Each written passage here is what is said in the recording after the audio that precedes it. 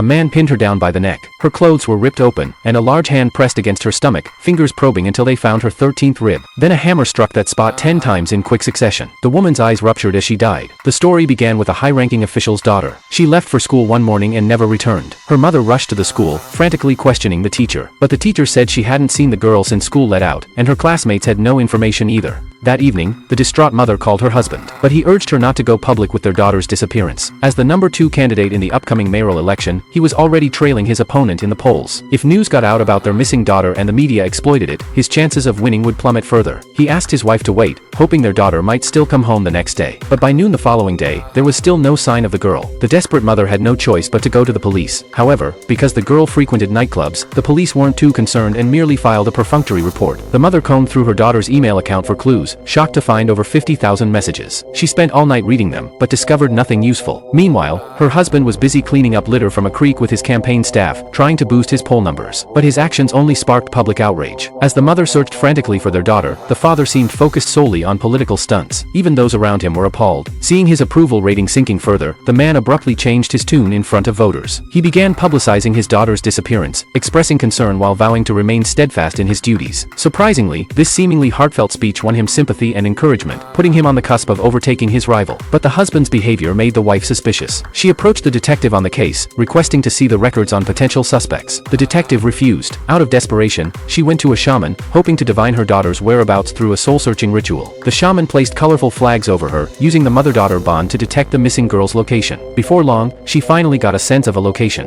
When the police arrived at the site, they found a female corpse. It was the daughter. Her body was encased in plastic wrap, the skin beneath bearing countless scars. The extent of her suffering was unimaginable. At their daughter's funeral, the husband wept but the wife remained expressionless, coldly observing his hypocrisy in front of the cameras. She suspected he had used their daughter as a political pawn.